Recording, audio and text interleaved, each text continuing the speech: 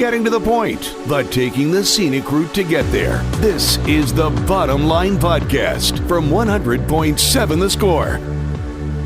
I'm Mike Hebert, owner of Cantex Roofing and Construction. Every day is game day, and we'll get it right when it comes to your roofing, construction, windows, and mirrors. Call Cantex Roofing and Construction today. Together, we are one serving you. Hey, what's good? Happy Thursday. Good afternoon and welcome. It's the Bottom Line. Back to normal-ish. We're never normal. But as normal as the Bottom Line can be, we join you from the First United Bank studio here this afternoon on 100.7 The Score, 100.7 The Score mobile app, and yours on television, Fox 34 News Now, YouTube, Fire Stick, Roku, Apple TV, all your normal avenues that you can take us in. However you're doing so, thank you for making us part of your Thursday. Trent Hilliard to my right. I'm Chois Woodman. Ben Portman across the way, taking care of us. You can also hit us up. Thoughts, comments, questions, hopes, dreams, score predictions. Well, score predictions. Maybe season predictions. All of it welcome on the Yates Flooring Center chat line via that 100.7 The Score mobile app, which you can carry anywhere with you. Even listening out in cool Texas. Cool. Like a cucumber. What's up, Coach? How are you? I'm doing great. And you? I'm good. I'm good. Enjoyed watching y'all the last few days, and there was a lot to take in. Yeah. A lot to take in. 16 teams over 2 days, and a lot of Texas Tech the first day, but it's always good. Now, how much do y'all get to actually listen or watch the stuff that's going on up on the stage and interviews, and because y'all are doing so much of y'all's own stuff and pulling people and all that? It varies. There's downtime when you're not on air at times. Sometimes we're doing the side stuff, and we'll have plenty of stuff coming out over the next days and weeks that we'll produce on our social media accounts. Like we have our 2-minute drills where we just kind of do non-football stuff for the most part with a lot of players. But outside of those moments, we'll go occasionally sit down and just listen to the press conferences. So some of it. I listened to I was on air, I think, most of the press conferences yesterday, but I went to listen to the roundtable thing. That was a boring group of 8 coaches yesterday. Yeah, it was kind of odd, the groupings they had, I thought. Yes. It certainly seemed like the storylines and all that were much more towards the Tuesday. It was very unbalanced half than it was the Wednesday half. I mean, you look at the coaches that went, and I would guess probably the top 4 coaches that people wanted to hear from the most all went on Tuesday.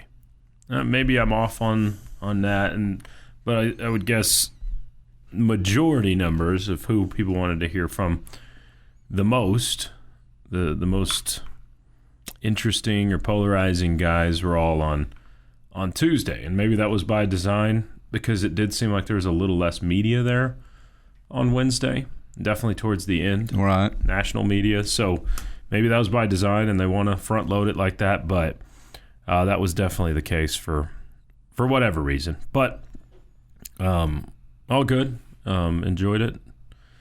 It's just kind of a whirlwind. Now we sit and wait. It's a lot of people mark it as, okay, this is your marker as we're getting close to football season. And we're close. We're still almost 2 months away. But it's inside of 2 months, so we wait around, and football season will be here before long. We'll have a Texas Tech Media Day in about a month away. And then the fall camp cranks up, and it'll be in our lap before we know it. But yeah, to your point, Choice. That first day did set off some Brett Favre vibes, in the sense of like, Mama, take away 5 of them flapjacks. I don't want any of these flapjacks. I want to stay hungry for the Red Raiders. Okay. Yeah, I mean the fire was definitely on the first day. Yeah, it was definitely on the first day. I mean, Scott Satterfield was asked questions the second day. He tried a deflection tactic. Oh, but they cheated. They actually went and talked to Sorsby before the season was over. Every single team is using agents to talk to other players, right. Including you, Scott Satterfield. Yeah, maybe not you directly, but nobody's direct. It's representatives of you're using poorly written rules. Right. Is how it works, because it is a legal thing to go through your agent. It may be slimy. It's what everybody's doing because the NCAA screwed up by not putting rules in place when they decided to open the floodgates. There's a reason, so many of these people enter the portal, and whatever sport. We saw a lot in softball, and within 24 hours they have committed somewhere. It's like campus there was already stuff going on for sure, but that's how it works. Yeah, that's how it is. So y'all hit us up. Y'all tell us what you think. Your reactions from Big 12 Media Days and otherwise on the Yates Flooring Center chat line. CBS Sports has put out a prediction for every Big 12 team this season, so we'll look through some of that and tell you who they think will be where in the pecking order, including where the Red Raiders finish according to CBS Sports. We'll have our own predictions coming up later in the program, as well as we continue that throughout the summer leading up to football season. We can talk some Major League Baseball. We can get into just a little bit of everything. Any moments that stood out to you over the last 48 hours in media days, besides some of the obvious ones with Brett Yormark and those sorts of things? The biggest thing, I guess, that caught me off or whatever surprise, was the whole monster deal. That was it, yeah. And how little you get for what they're getting if we truly are putting it on every single uniform in green and every field for football, basketball, every court. Which is how it's reading. Yeah, from everything, I'm like, and that's only one. Because I think every school could go out and negotiate something and get more per school, and that's every school than what each school is going to be getting out of this deal. That was baffling, especially when Yormark. That's the thing that you think that he's bringing. He's innovative. He's going to go out and do stuff, bringing in more money. But man, I thought he sold us really short on that deal. We were talking with Shehan Jaraja, who writes for CBS Sports, yesterday, and at the end of the interview, I asked, did he think that this is something that they had to vote on, or if this is where Brett Yormark and company have some liberties. He thought, and this was just a thought, he thought it had to be approved. This is something that they would have to approve. But, is it got to be unanimous? Yeah. Because I can't imagine 16 ADs, and maybe that's how money hungry everybody is that's not in the SEC or the Big 12 or the Big 10, pardon me. Maybe everybody did vote on it and say this was enough, but at surface level, and the Big 12 seems to be getting raked across the coals here, it's not enough. And Rob read to me somewhere last night that it's actually going to be like $800,000 a school, and the Big 12's pocketing more money than. Wow. And if that's, it keeps getting worse. Yeah. And who's paying for the placement on your artificial surfaces and your court? All that money free. Coming from the school too, or now that dips even less. So fair questions. Bringing you the truth, or something like the truth. This is the Bottom Line Podcast from 100.7 The Score. Happy to be part of your Thursday afternoon. Hanging out with the Bottom Line on 100.7 The Score and the 100.7 The Score mobile app. Shoot your thoughts and comments in on the Yates Flooring Center chat line. You can even call us if you're old-fashioned like that. We still accept phone calls. Visual Edge IT hotline 806-771-0973. He's Trent. I'm Choice. We'll return to a handful more of your thoughts on the Yates Flooring Center chat line here shortly. But first, Trent, The CBS Sports, Brad Crawford over at CBS Sports has put out a game-by-game pick for every single team in the Big 12 Conference. Okay, so he's picked it all. All right. Who do you think is at the bottom of the league per Brad Crawford? Colorado? It's actually Kansas. Oh, wow. With a 3-9 record and a 1-8 conference record. Colorado's second, also 3-9, but 2-7 in the league. Yeah, if that happens, Leipold doesn't make it through the season. I'd hate that. Would you now? Yeah. No one was getting on board with my idea for a good video. I mean, I kept trying. I really kept trying to send Brennan to be a little, scapegoat. Not scapegoat, but just, so he'd carry the weight. I had this pocket knife on me at Big 12 Media Days because I carry a pocket knife everywhere. Right. I had a pocket knife on me, and Lance Leipold was, 50 yards away from us. Less than that, probably. I'm like, okay, here's the chance, Brendan. Just walk by, drop the pocket knife, get a good video out of it, and say, oh, sorry. It would have been great right next to him. Yeah. I don't know how he'd have handled it. I even tried to get him, we can go to Walmart and get a fake knife if we want to make it look right. Don't want to get arrested for something here. It would have been funny. No one was in on it, but I think it would have made for great content to poke fun at Lance Leipold. Yeah. We may have made lifelong enemies, but you know what? If he's not in the league in a year, that wouldn't matter that much. I don't think we're besties right now. I don't think it works that way. Kansas, Colorado. They've got Iowa State, West Virginia, Baylor, all at 4-8. Cincinnati and UCF, 5-7. Those are all of your sub-500 teams. So if Baylor's there, he's gone. If Kansas is there, he's gone. Colorado's there. I think Deion's gone probably on his own. Yeah. He'll pass it off. I don't know that they're firing him, but Cincinnati's 5-7. We're talking about a potential of 4 coaching changes if that record, those records hold.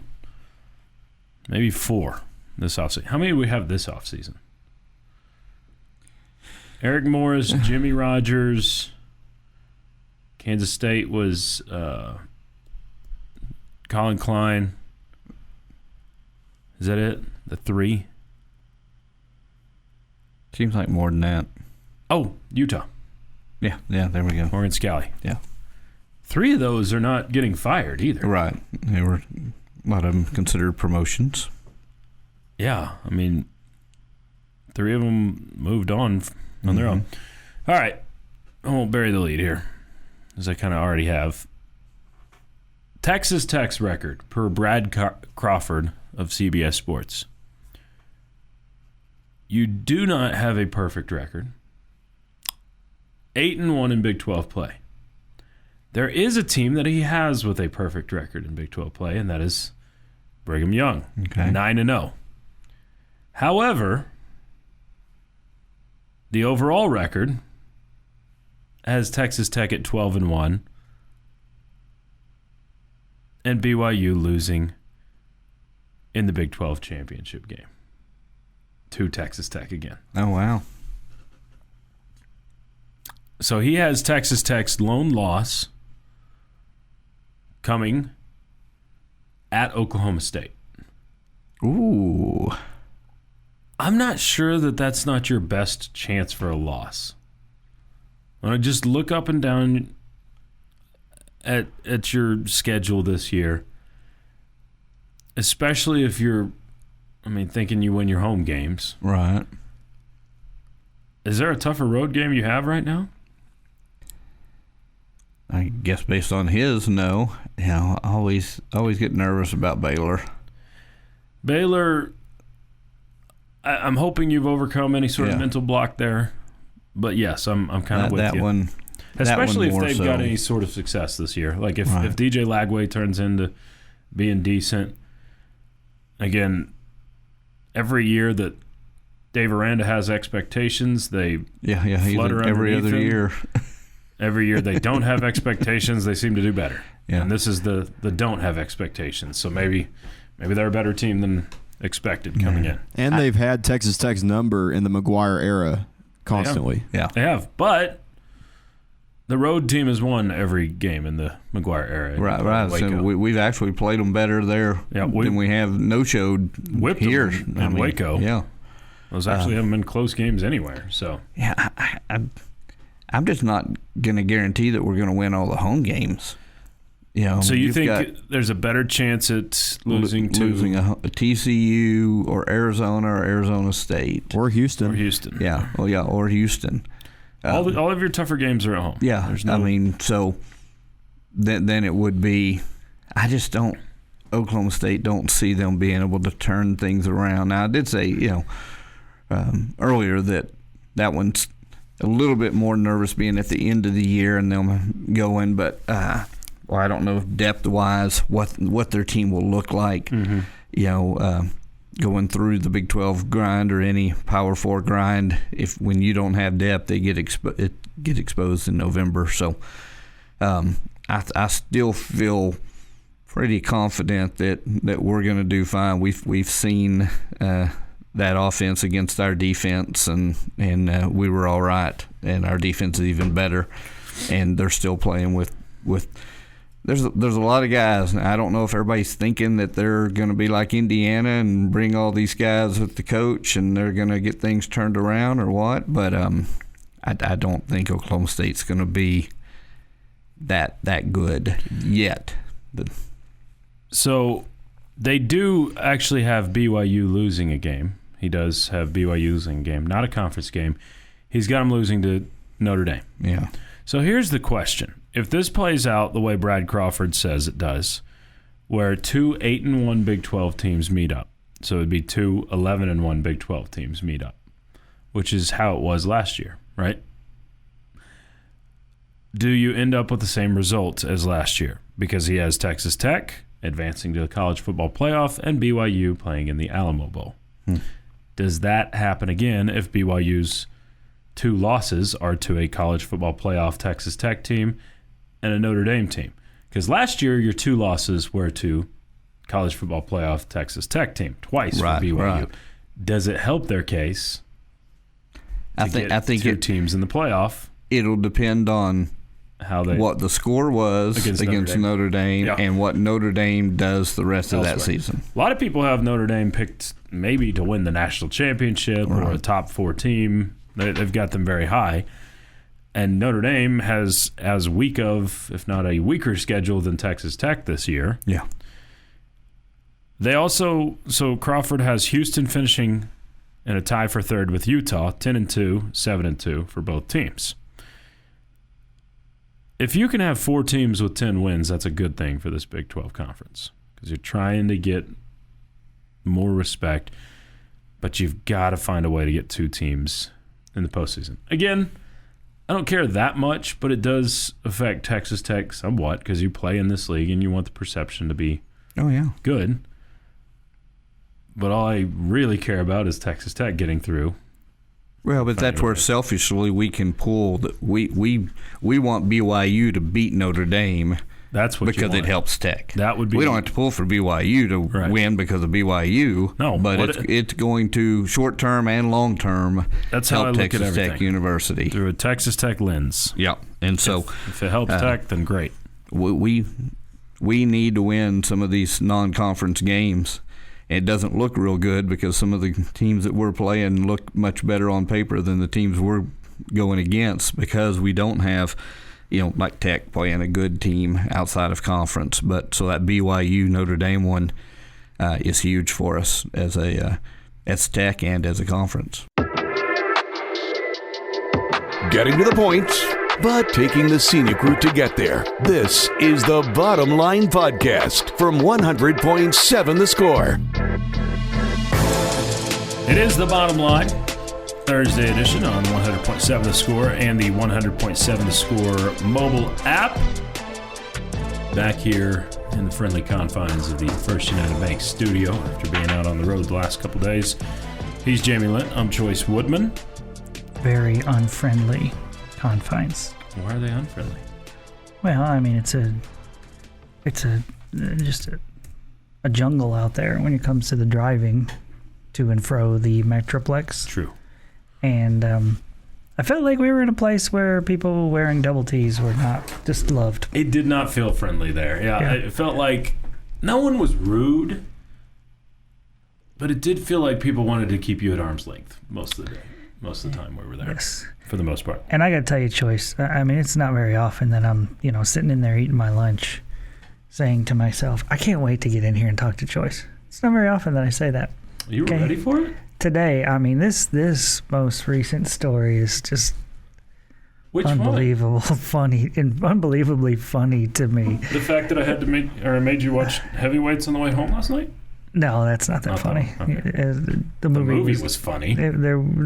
There was, it was going well for a while, and then there was a shot taken, and it just lost all. I had completely forgotten the line. I lost any respect for the movie. I had completely forgotten the line in the movie. I'm not kidding. Where nobody believes him. Goldberg, I can't remember his name in this. Josh, maybe? Josh, yes. See, you were paying attention. You passed the test. Goldberg from the Mighty Ducks movies is in this, and he says, dang it, what was the exact quote? Most quotable movie ever, huh? Yeah. Oh, it's very quotable. I didn't say it was most quotable ever. He said his dad sued the guy that was running the joint, whatever his name is, and he said he choked or folded like the Buffalo Bills in the Super Bowl. In the Super Bowl. Yeah. He caved like the Buffalo Bills in the Super Bowl. Okay, that was amazing.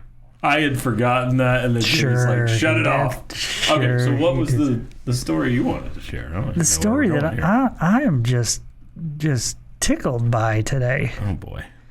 Is this Big 12, the headline reads, Big 12 coaches offer an array of solutions to the widening roster payroll gap. Okay. I know Let one. me just skim down here to the part that made me chuckle the most from Sonny Dykes of TCU. Oh boy.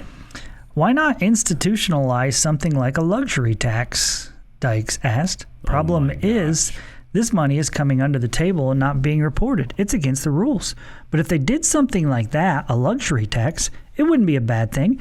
If Texas wants to spend $50 million, pay $75 million, and give $25 million to Iowa State and Kansas State. Does it say Texas or Texas Tech? It says Texas. It says Texas. So basically, what he's suggesting, understand there's a luxury tax in baseball, and it's completely different.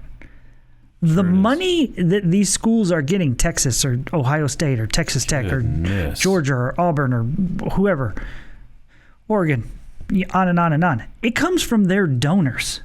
Yeah.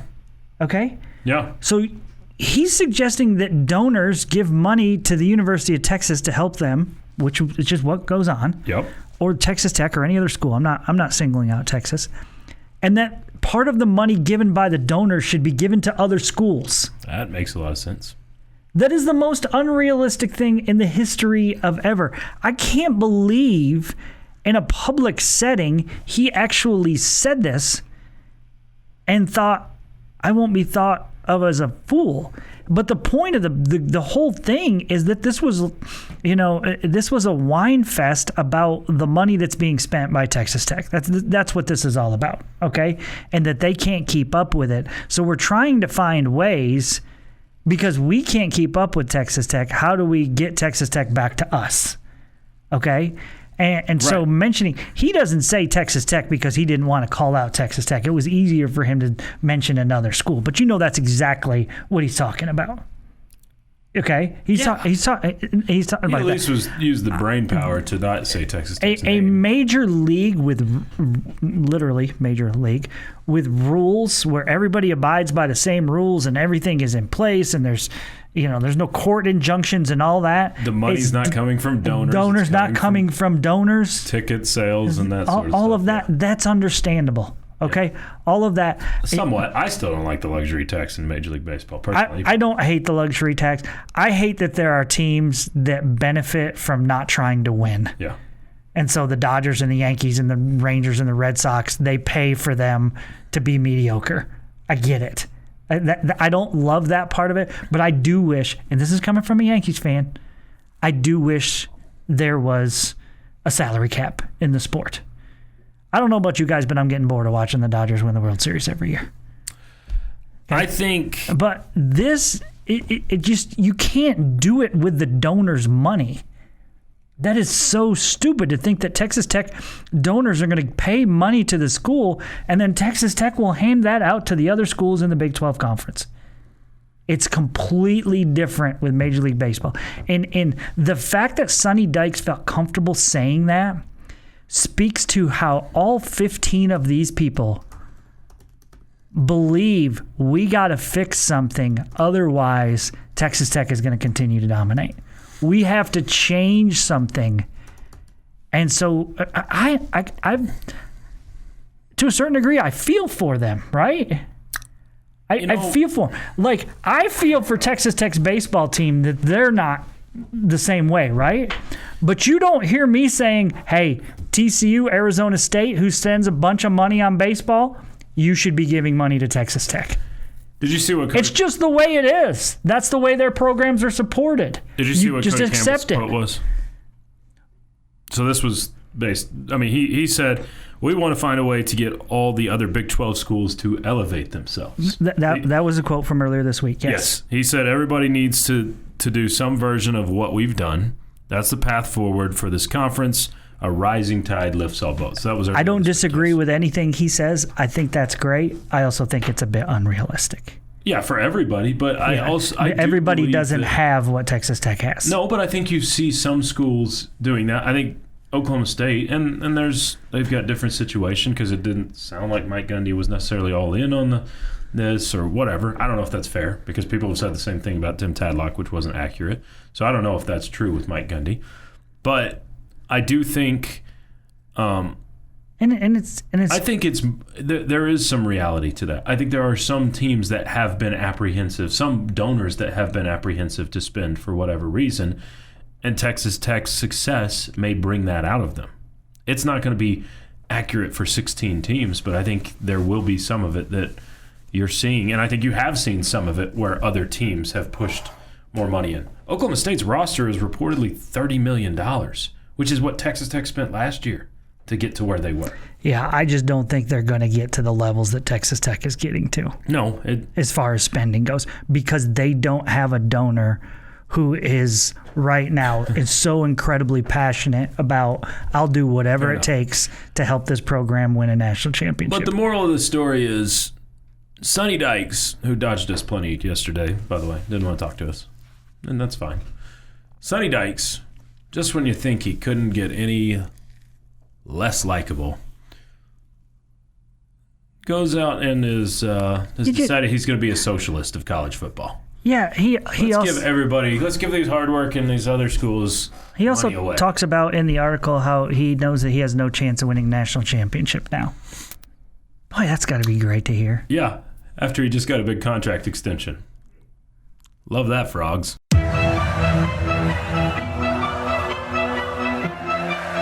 Bringing you the truth, or something like the truth. This is the Bottom Line Podcast from 100.7 The Score.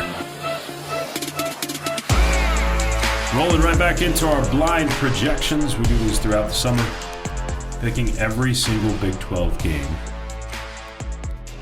throughout the 2026 season. We picked 3 so far, Jamie, collectively. We're going in reverse alphabetical order.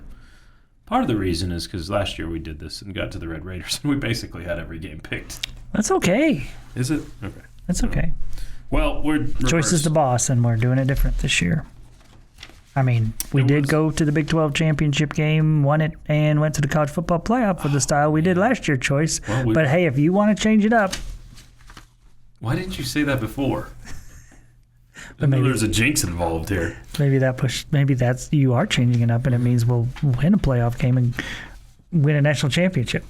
Now I like the way you're thinking. Okay. There's just two different ways to look at it. So the 3 we've picked so far are the West Virginia Mountaineers, who we have going 4-8 and 2-7 in conference play. We have Utah going 10-2, 7-2 in league play, and then UCF 5-7 and 4-5. Now we have landed on the mighty Red Raiders. You okay there? I'm okay. Can I just ask a couple questions to you guys? You're welcome to. Are you guys going to pick any losses? I haven't decided. Okay. I've already said on paper, this is kind of fair. You've said on paper? You mean you've written? Comma. I should have. I stopped in the middle of my sentence. I've said, comma, on paper, that there's no losses I see. Okay. But I would probably pick Texas Tech to go 11-1 just because it is really difficult to go 12-0. Just basically a repeat of last year, where you lose a game that, on paper, you're not supposed to lose. Right. But we didn't know our quarterback was going to get hurt. So my guess is even if all of us were picking Tech 11-1 here, my guess is that we wouldn't fall on the same game necessarily. Okay, that's fair enough. So we do have one game already picked. By the way, Ben is our 4th different picker from behind the glass in 4 games. That's good. So we're getting. I like to spread the wealth. We are. Evelina, Joel, and Lucas have all picked up to this point from the producer's chair. So we'll zip through this because you can just say, you raise your hand if you're going to have Tech lose. I don't know. Abilene Christian, everybody's going to pick a win. Win. What are you going, 48-47 on this one? No. Wasn't that the result the last time? I thought it was 52-51. Okay. I'll take your memory over mine. Maybe 53-52? I think you're right. Okay. There was a 2-point conversion involved. Or lack thereof. There we go. I mean, unless Maverick McIver found some magical way to get another year of eligibility, this is a landslide. I don't know if that was the magic of Maverick McIver or the lack of magic for the Texas Tech defense. Yeah. At Oregon State. I don't think it'll be as easy as maybe we're giving it credit for, but I still think Texas Tech wins. I agree, but I would still find yourself with a 2-touchdown or more victory, but it may take a little bit to get there. Here's my bold statement of the year. Texas Tech wins their 3rd game of the season by more points than their 2nd game of the season. Okay, so Jamie's picking Houston. I'll pick Houston as well. Ben? Oregon State or Houston? No, we've already said Oregon State. Okay. So yeah, I assume you're. I'd pick Houston too. When you guys keep saying you're picking, you keep saying picking Houston, picking Tech to win over Houston. Who said Houston? You did. You said, I'm picking Houston, Jamie's picking Houston, and Ben just said, I'll pick Houston too. I'm picking Texas Tech. I'm picking Texas Tech. I don't know why I said that. I do know why I said that. I'm sleep deprived. I said if there was the one loss in 11-1, it'd be Houston. Okay, so you're picking a loss? If it's a loss. I don't think it's a loss. You can pick Tech 12-0 if you want. I mean, I'll pick 12-0. I'm just saying if there is 11-1, that's the one. So what are you picking? What are you logging as your pick? Grand scheme of things, Tech win. Okay. Sam Houston. I shouldn't even ask. Okay. 4-0. Colorado. In Boulder. Win. I'll take a win. Bye, Dion. Versus Arizona State. This is one of probably the 3 games on the schedule that has me the most nervous. I'd probably agree with that. I still think Tech wins. I also think Tech wins. You did it before with a lesser than defense. You can do it again. 6-0 start. Bowl eligibility, baby. Let's go. Pop-Tarts, here we come. I think, remember Chris Level said something like that. Hey, you're bowl eligible when you started 6-0 last year.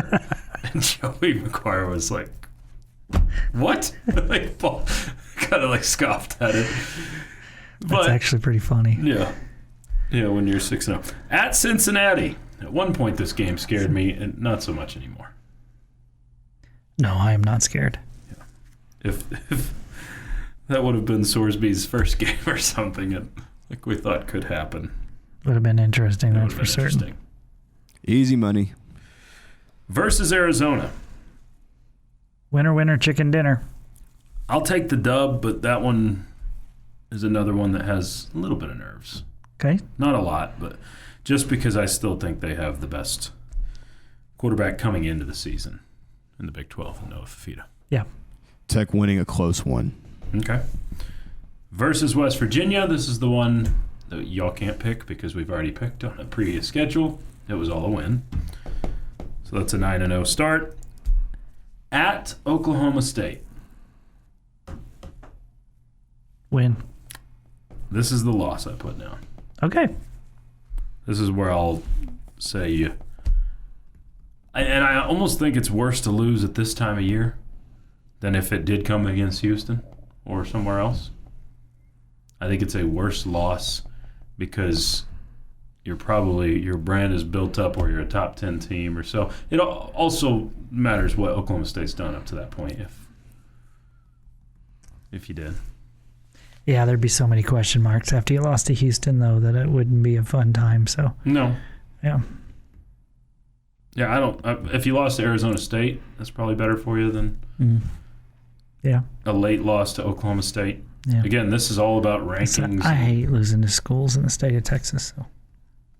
Ben, you're the swing vote on this one. I mean, depending on how we see these North Texas players handle the D1 pressure, I can actually see Tech pulling this out. Okay. Technically, North Texas is also D1. Power 4 pressure. Power 4, yeah. At Baylor. I said that wrong. We knew what you meant, Ben. I was just not as easy as we think, but a win. I'll take the win. I'm nervous just because you've struggled against Baylor, but I don't think you should struggle against this team. Again, we've said the road teams have come out on top between these meetings, and so I'll get Tech finally gets vengeance on the Bears after what transpired 2 years ago. And TCU, Thanksgiving Day evening. Not as close as we think. Okay. I'll take the win, and I do think Tech has some built-up anger towards the Froggies. Yep. That will be maybe exercising some demons. Yeah. What? Just, that was funny. Okay. Ben? Quality Thanksgiving entertainment. Tech wins by 3 scores. All right. Oh, man. So collectively, we have the Red Raiders at 12-0. This is maybe the first time ever Jamie has picked more wins on a Tech schedule than me. So I feel good, man. Jamie has them 12-0. I think this team is fired. I think this team took offense. I think you're right. To what has gone on this spring. So, and I think you're right. I think they all want to rally behind Will Hammond. It does feel like a team that handled themselves well at media day, as you would expect. You poked the bear a little bit, but you could feel talking to these guys that that chip on the shoulder is real, and it feels like this league took a chunk off your shoulder because it kind of felt personal. I guess is how you put it. Feel like this team took it personal. Yeah, you've taken it personal. Here's Aggie says, "Come on, guys. Tech will go 12-0. Only 2 good opponents, or only 2 opponents have a legit quarterback, but they have nothing else." Yeah. I mean, 12-0. I think right now, I saw someone post that you'd be like a Vegas odds maker would make you a double-digit favorite, or maybe it was a 2-touchdown favorite in every game at this point, and that's not crazy. After we saw what we saw last year. Correct. I think if you hadn't seen that, that'd be like, wow. But you won a lot of blowout games a season ago. Bringing you the truth, or something like the truth. This is the Bottom Line Podcast from 100.7 The Score. Happy Thursday, everyone. It's the Bottom Line on 100.7 Score and the 100.7 The Score mobile app. Still got plenty to get to. I got a list of top media day quotes we'll get to. from ESPN put these out. So it's like the top ones from the Big 12 coaches. Okay. We'll see if we agree or disagree. We could talk about JT Toppin if you want. Video game released today. I've got a list of the whitest phrases ever. So there's all that. But first, before any of that, a question from Jamie. Time now for Jamie's question of the day on 100.7 The Score. Presented by Connecticut of West Texas. Life's hard, your water shouldn't be. Okay, so this one's just wide open. Ben, I'm hoping you paid attention to what went on at Big 12 Media Days, because this one's about Big 12 Media Days. Okay. But this is just wide open, and it's a two-parter. I want you to tell me, it can be a quote, it can be just thoughts, whatever, okay? What was the best thing that came out of Big 12 Media Days? And what was the dumbest thing, or the thing that you disliked the most? So give me a big-time positive and a big-time negative, that just like thoughts that you have after what just transpired for 2 days in Frisco. Whew. It's the best thing that I saw and worst thing that I saw or heard from Big 12 Media Days. Dang it. I wish you wouldn't have done the Sonny Dykes stuff, because that's the freshest right now to me, and that is up there with the dumbest stuff of anything. I think that the worst thing or dumbest thing that I saw was your commissioner, and I am not excusing a question that was asked or the wording or how it was presented, but I also hold a commissioner and a media member in different light. So I think the way your commissioner handled things was about as childish and unprofessional as it could have been. What is Jeff McGuire saying, where he says, like, play stupid games, get stupid prizes? Win stupid prizes? Yeah, that's kind of felt like the tit for tat there between the the question asker and the commissioner. But your commissioner is held at a higher standard and paid so. And so, to me, I thought your commissioner acted childish and unprofessional. I thought, if I don't have a problem with him answering the question with a little, venom there, with a little snark, I don't have a problem with that. The fact that he walked across the stage, made him stand up and repeat the question, is what was childish and unprofessional. So that was the worst thing. But somewhat funny.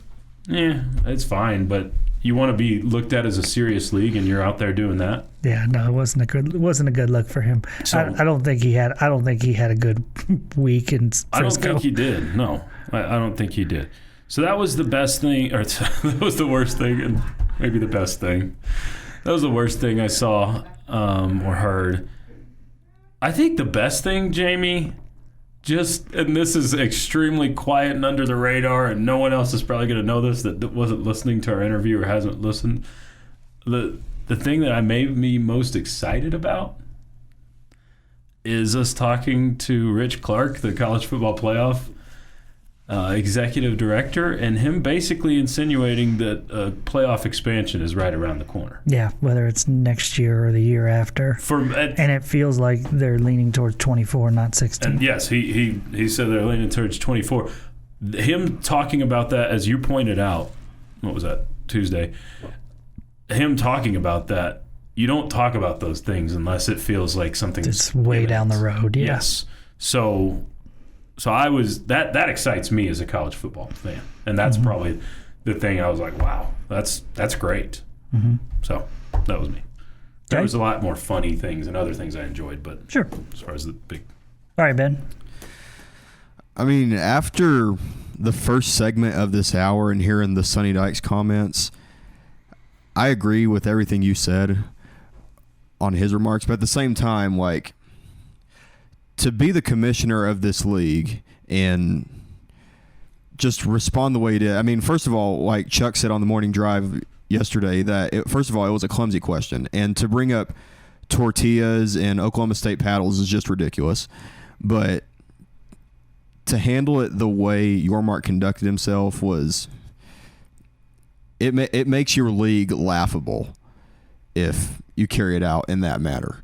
So easily that's my the worst moment. However, the best moment was the interviews on our very airwaves with head coach Joey McGuire and all the different players, how they all consistently answered questions about embracing the role as the villain and how running it back with the coordinators and just the cohesion that this locker room has with the new transfers, how they're all buying in, just like how last year's teams bought into each other to the point where we can see a 12-0 season, and how they're using this offseason as fuel to like bring that chip on their shoulder out on the field every single time, and they're not afraid to show the world who they are.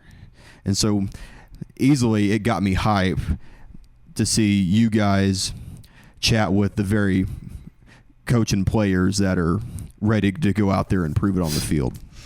Okay, so I think the worst thing to me is that we are stuck with this logo on our jersey. I thought you might do that, and that's high on my list too. I mean, especially for chump change, as far as I'm concerned, when it comes to college with college athletics, it just sounds like you got fleeced, and I hate the thought of us having our clean white jerseys with white and red helmets and looking fantastic, and we got a logo that's got highlighter green in it on our chest somewhere. I mean, I just hate the thought of that. So that's the thing that I like. The court and the field I don't love either, but it bothers me less than about messing with our great uniforms. So I'm not gonna argue. I would say the thing that I liked the most is just kind of something I touched on a minute ago, is that this seems like a motivated team. Yep. This does not seem like anybody that is like, hey, we won it last year, we got this, we're good. It seems like a team that has a chip on their shoulder over everything that's gone on and everything that's been said. And the feeling that, you know, when you were talking a minute ago, Choice, about when you picked Oklahoma State. Don't say that out loud. Okay. Why are you bringing that back up? The first thought in my mind was, man, everybody in this conference is going to love it if you lose a game. And then I thought, everybody in the country is going to love it if you lose a game. Yep. Everyone. Everybody. There's the ironic thing is Eric Morris is probably going to be the one that has the least amount of anger towards you. Like if that was the one that beat you. So I just like, this team is like, okay, you want to hate on us? That's fine, because we're going to bring it. And I imagine the people that are writing the checks and putting this team in a position to win, and the coaches and all the above, they're just as motivated now as players. Like, you've poked the bear. And you know that's not my personality to kind of be that way. You know, as far as you want some, I'm about to bring you some. Don't make me get that paddle out again. Okay. But I'm that way now. I have been offended enough by the just complete jargon and inaccuracies that were thrown at Texas Tech, and criticism that I feel like was so unfair. And I just want to know, how would other programs have handled it if they were in the same situation? Because I think almost everyone would have handled it very, very similar. I think you're right. Okay. Joey McGuire. And so I just I love that the players feel the same way I feel. Joey McGuire did say that things would have changed, not because of Texas Tech. He did say on a couple different platforms on Tuesday that they would have handled things differently. Yeah, one of the things that he said is after the initial word came down and Sorsby went to rehab, he basically said, I if we had it to do all over again, we would maybe tell Brendan, hey, you should start thinking about the supplemental draft now, not go through that whole process. And I really wonder how the NFL would have treated him if while he was in rehab, his people were the NFL saying, okay, we want to apply. What do we need to do to get him in the good graces of, taking steps forward to improve on this situation, and so he has an opportunity to play or be drafted and play in your league next year. Or maybe that means he has to sit out for half a season. Whatever, I get it. But like, would the NFL have handled it differently if they had 2 months leading up to that and not whatever the 5 or 6, 8 days? Yes. Getting to the point, but taking the scenic route to get there. This is the Bottom Line Podcast from 100.7 The Score. Alongside Jamie Lent, I'm Chois Woodman. It's the Bottom Line on 100.7 The Score and the 100.7 The Score mobile app. Y'all continue to pour in thoughts. Poor men. Comments. Poor men. Thoughts, yeah. Not Whatever poor men. Not poor men. Not Ben Poorman. No, pour in. in. Pour 'em in. Oh, pour 'em in. Just trying to say, get punny with Ben's name over there. Punny. Let's go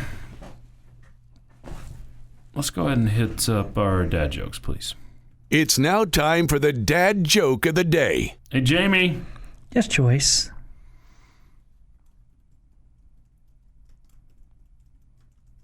I've forgotten my joke.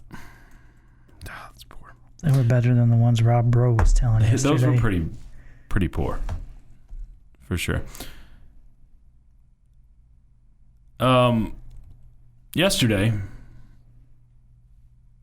I couldn't tell if someone was waving at me or the person behind me. That happens. Another news, completely unrelated news, I lost my job as a lifeguard.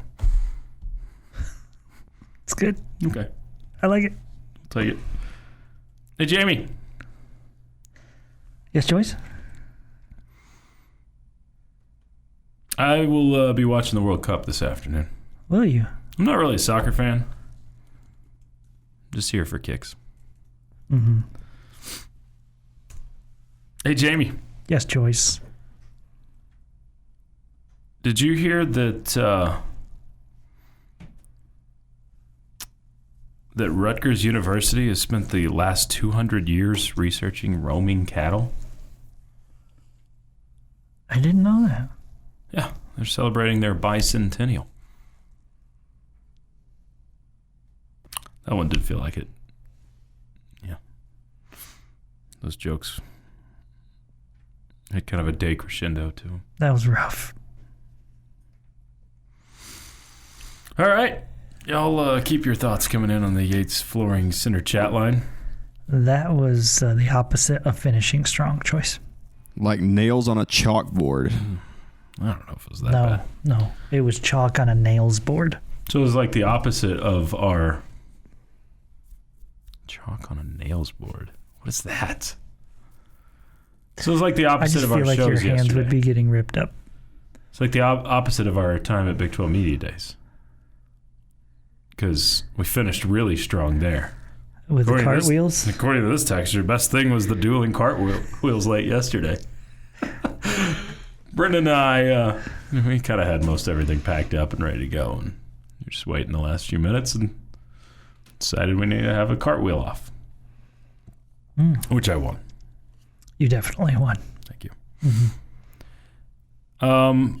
This from the Yates Flooring Center chat line. Yormark is a weasel. Nothing else should have been expected out of him regardless of his position. Man, you just feel like he could have handled just at the very beginning when the first question was asked, to say, hey, it's not a subject we're going to talk a lot about. We want to focus on these teams.